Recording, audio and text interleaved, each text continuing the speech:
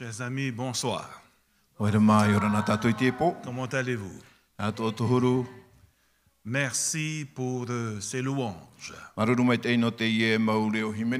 Je salue également les auditeurs de la radio La Voix de l'Espérance.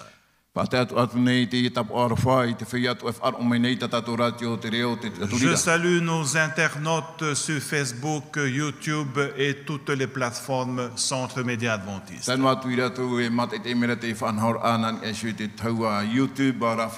Que le Seigneur vous bénisse là où vous êtes. Dans votre salon, dans votre cuisine, dans votre voiture.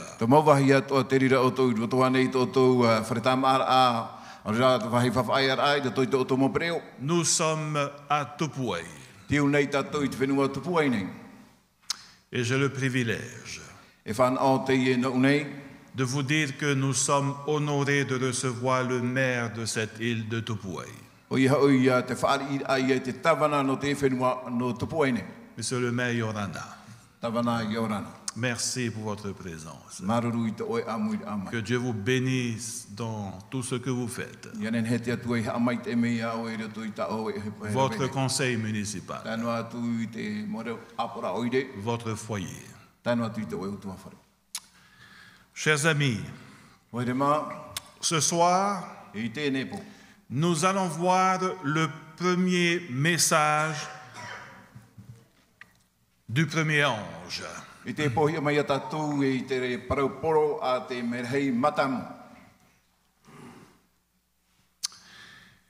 Dans sa vision,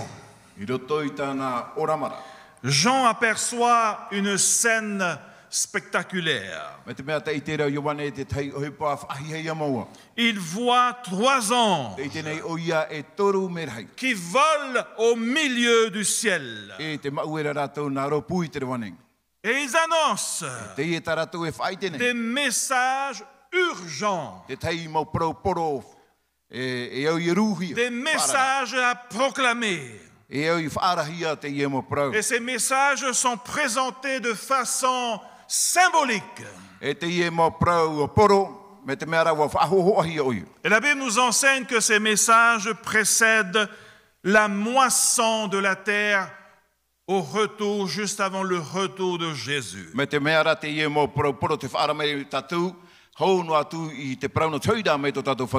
Il y a une chose qu'il faudrait retenir, frères et sœurs.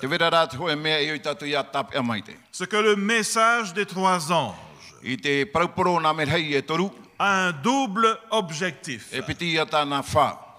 Premièrement, retenez bien ceci. Préparer un peuple pour le scellement.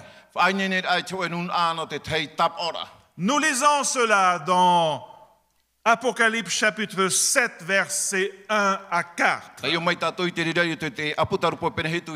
parlons ici des 4 anges qui retiennent les 4 vents. Avez-vous votre Bible? Lisons dans Apocalypse 7, versets 1 à 4.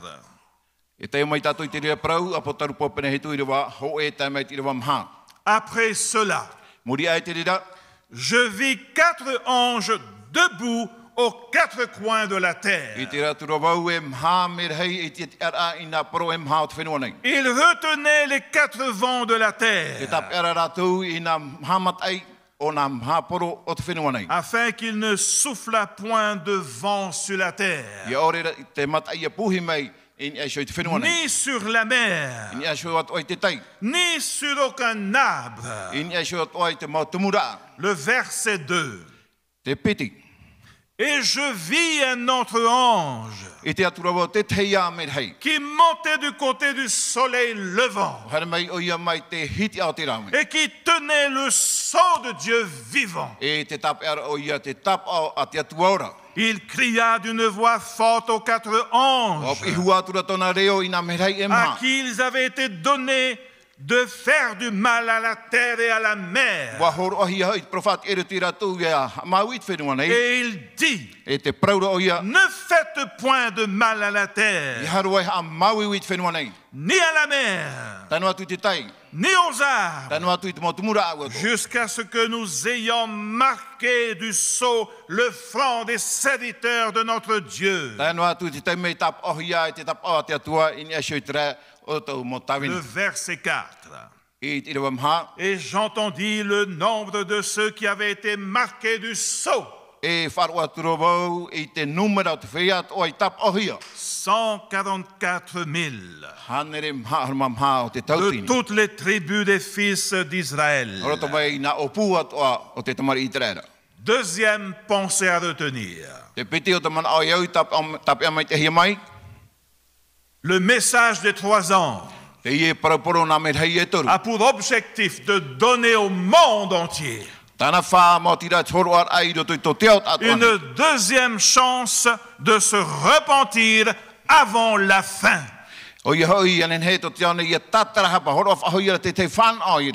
Lisons cela dans 2 Pierre. 2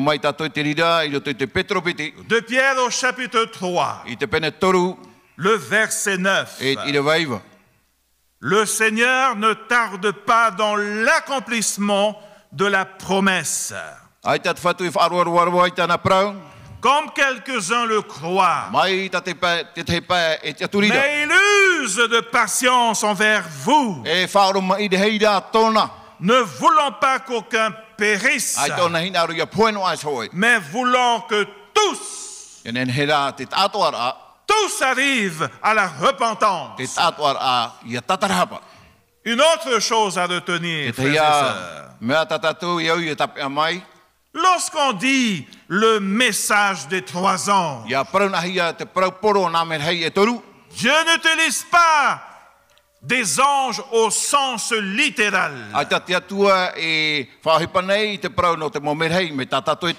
Le mot ange signifie messager. Dieu utilise des humains comme vous et moi. Oui, le message des 3 anges est le message dont le monde a vraiment besoin aujourd'hui d'entendre. Le monde entier doit prendre position. Christ, ou être scellé du sceau de Dieu, ou Babylone. Voilà en résumé, chers amis, le message des 3 ans. Ce soir, nous verrons le premier message. Le premier message dans Apocalypse chapitre 14, à partir du verset 6 et 7. Est-ce que vous avez votre Bible? Nous lisons. Je vis un autre ange qui volait par le milieu du ciel, ayant un évangile éternel, pour l'annoncer aux habitants de la terre, à toute la nation, à toutes les tribus, à toute langue, à tout peuple. Le verset 7. Il disait d'une voix forte, craignez Dieu et donnez-lui gloire, car l'heure de son jugement est venue. Et adorez celui qui a fait le ciel, la terre, la mer et les sources d'eau. Chers amis, il est important de souligner ceci. Le premier ange vole. Il vole. Le premier ange vole. L'ange ne marche pas. L'ange ne courent pas, mais ils volent haut dans le ciel pour que les habitants de la terre puissent le voir et l'entendre. Il se tient par le milieu du ciel, non pas à l'est, non pas à l'ouest, ni au nord, ni au sud, mais en plein milieu du ciel. Chers amis, pour que tout le monde puisse l'entendre, l'expression voler, voler par le milieu du ciel, signifie qu'il y a urgence, rapidité, pour annoncer aux habitants de la terre, à toute nation, à toute tribu, à toute langue et à tout peuple, aux habitants des îles du Pacifique également, et même à Tupoué ce soir. Tous les habitants de Tupoué doivent entendre au moins une fois dans leur vie le message des 3 ans. Ce message spécial traverse les cieux comme l'éclair, parce que le temps presse. Vous m'entendez? Le temps presse.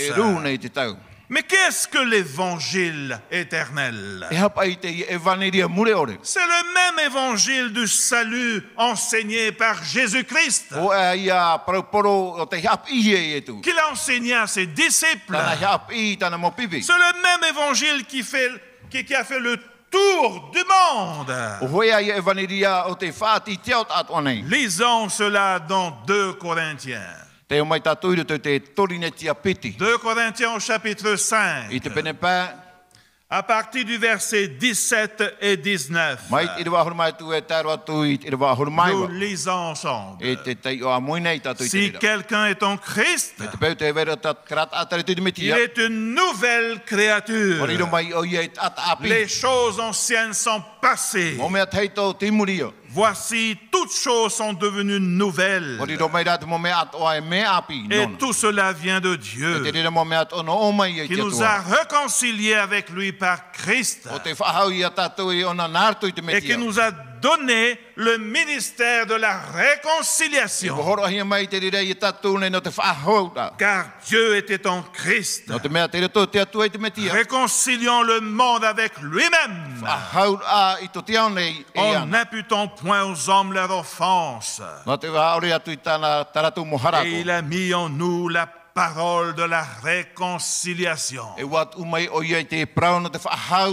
Cet évangile éternel, cette parole de la réconciliation doit atteindre le monde entier, doit atteindre les hommes et les femmes dans tous les foyers, les familles en Polynésie, partout dans le monde. C'est la raison pour laquelle le centre média adventiste diffuse cet évangile soir après soir, 24 heures sur 24, 7 jours sur 7, toute l'année, jusqu'à la fin. Nous devons préparer le monde au scellement de Dieu. Chers amis, le temps presse. Le temps vraiment presse. Le verset 7. Toujours dans Apocalypse chapitre 14 au verset 7. Il disait d'une voix forte: craignez Dieu et donnez-lui gloire, car l'heure de son jugement est venue. Et adorez celui qui a fait le ciel, la terre, la mer et les sources d'eau. Chers amis, cette expression, craignez Dieu. Craignez Dieu signifie lui témoigner le plus grand respect en lui donnant gloire et honneur. Craindre Dieu est lié également au fait de garder les commandements de Dieu. Nous pouvons lire cela dans Ecclésiaste. Dans l'Ancien Testament, Ecclésiaste au chapitre 12. Le verset 15 et 16. Dans d'autres Bibles, c'est le verset 13 à 14. Il est dit ceci. Écoutons la fin du discours. Crains Dieu et observe ses commandements. C'est là ce que doit faire tout homme. Car Dieu amènera toute œuvre en jugement au sujet de tout ce qui est caché, soit bien, soit mal. Voilà, chers amis, quelques pensées de Salomon à la fin de ses jours. Crains Dieu et observe ses commandements, y compris le sabbat.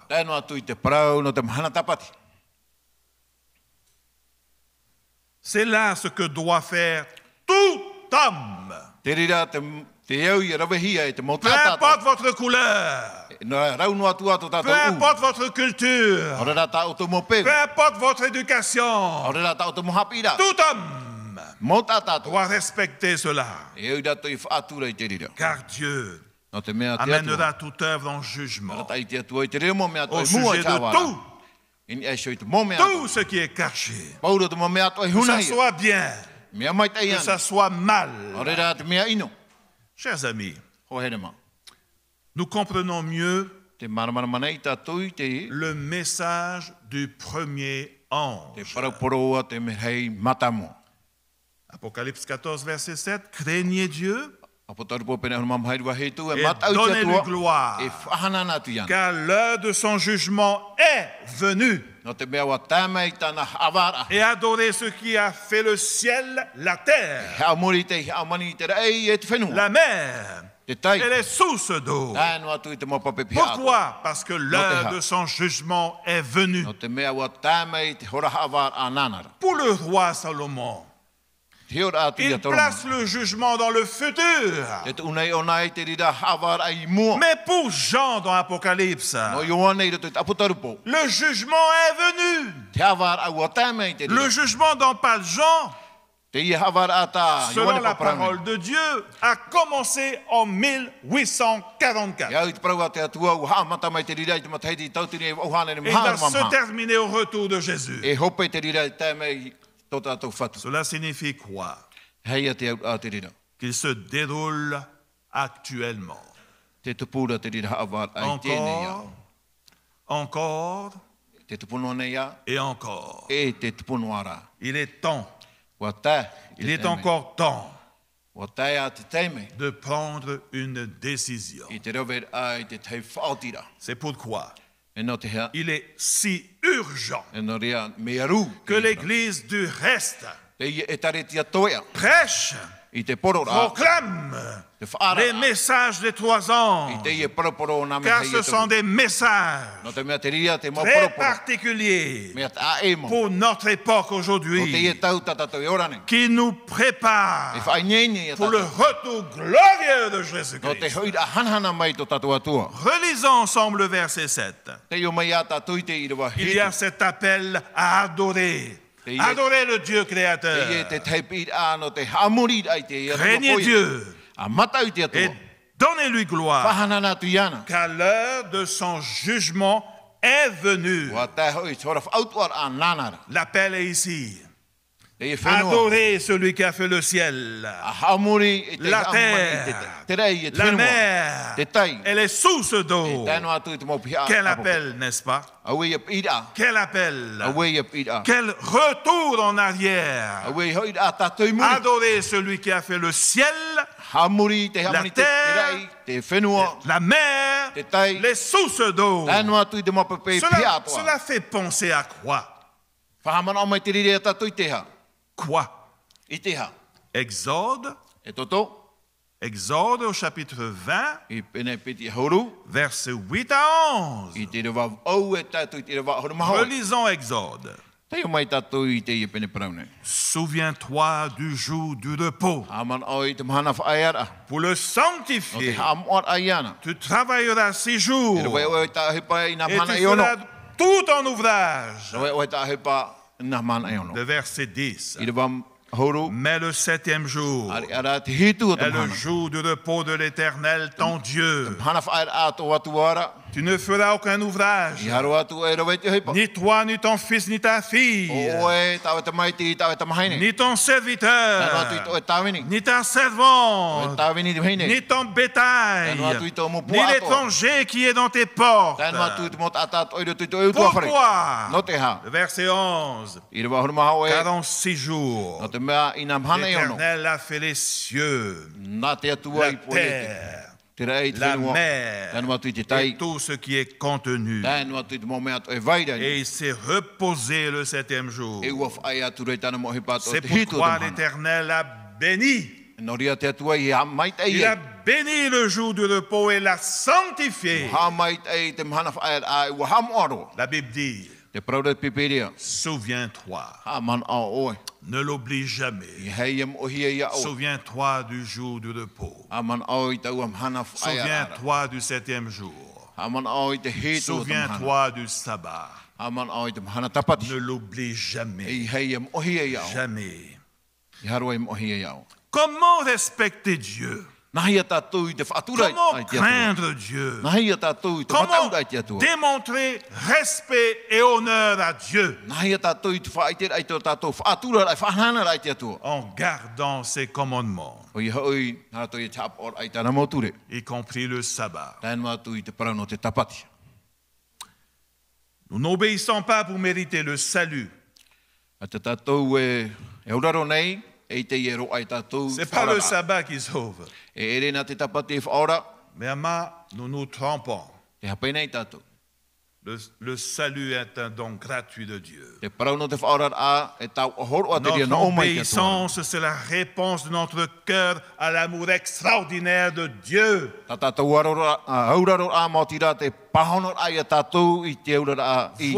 Voilà, chers amis, le message du premier ange que le reste doit proclamer aujourd'hui même, haut et fort, dans le monde entier, à travers les médias. Le monde doit savoir, le monde doit entendre le message du premier ange.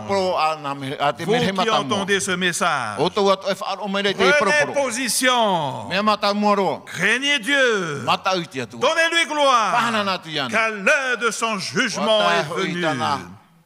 Et adorez celui qui a fait le ciel, la mer, les sources d'eau. L'homme que nous sommes,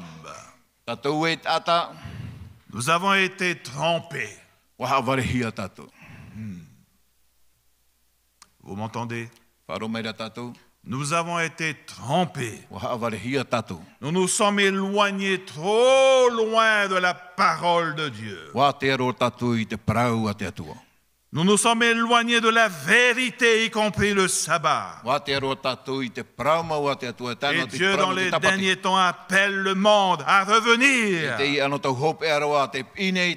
Revenez. Prenez position pour Christ. Dites non à la tradition. Et vous serez alors scellés du sceau de Dieu. Chers amis, si vous l'aimez de tout votre cœur, venez à Christ maintenant même. Soumettez-vous à sa parole. Vivez sa vérité dans votre cœur. N'attendez plus. Le temps presse. Le temps presse. Le temps presse. Il était une fois un garçon qui naquit malade et qui vivait chez sa mère. Il avait 17 ans et pouvait mourir à n'importe quel moment. Et un jour, il décida de quitter la maison, d'aller se promener dans sa ville. Bien sûr, il demanda la permission à sa mère. Il la lui donna. Et en marchant dans son quartier, en marchant dans les rues, il vit beaucoup de boutiques. Mais passant devant un magasin de musique, il vit une jeune fille, une très belle jeune fille. Ce fut le coup de foudre. Il entra et arriva au comptoir où elle se trouva. Elle le regarda et lui demanda en souriant: je peux t'aider? Pour le jeune homme, c'était le sourire le plus beau du monde. Et en bégayant, il répondit: oui, oui. J'aimerais acheter un CD. Et il prit un CD, n'importe quel CD, il prit le CD et demanda à la fille: s'il vous plaît, est-ce que vous pouvez l'envelopper, ce beau CD? Alors la fille alla à l'arrière de la boutique pour revenir avec le paquet emballé pour lui remettre. Il le prit et sortit du magasin. Le lendemain matin, il est revenu pour acheter un autre CD. Vous avez compris, hein, c'était pas pour le CD. Hein. Il prit un autre CD, donna à la fille. Voulez-vous que je l'enveloppe? Oui, oui. Il laissa son numéro de téléphone au comptoir. La fille est partie pour l'envelopper.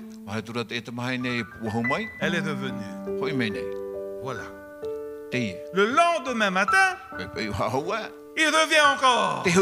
Un autre CD. Et le lendemain matin, il est revenu encore. Un autre CD. Et tous les jours comme ça. Tous les jours, il acheta un CD. Oui,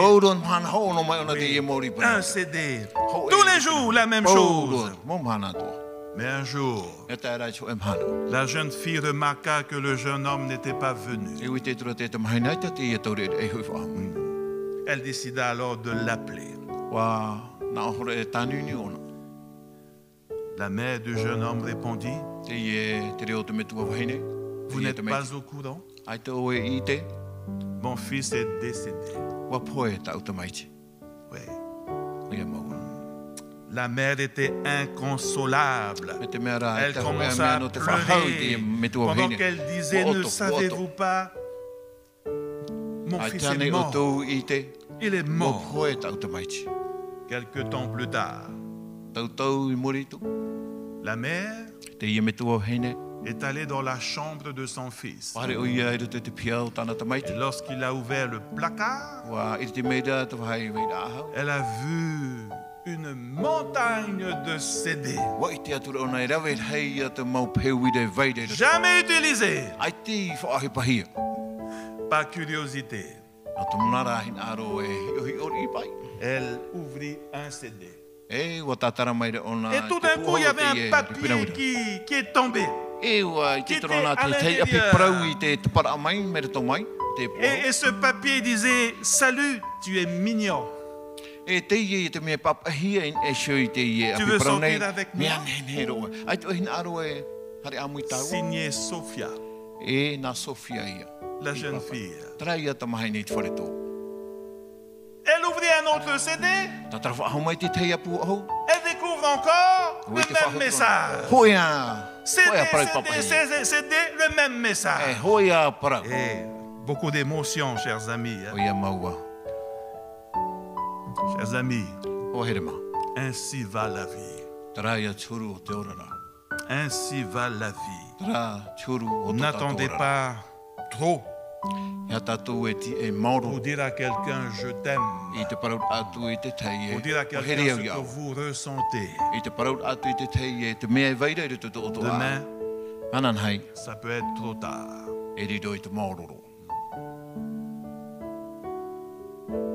Ça peut être trop tard. Si vous aimez Jésus, dites-lui ce soir, I love you, Jesus. N'attendez pas que ce soit trop tard. Venez à lui. Venez à Jésus. Il vous attend. Que le Seigneur vous bénisse abondamment. Que le Seigneur bénisse tout pour. Amen. Amen.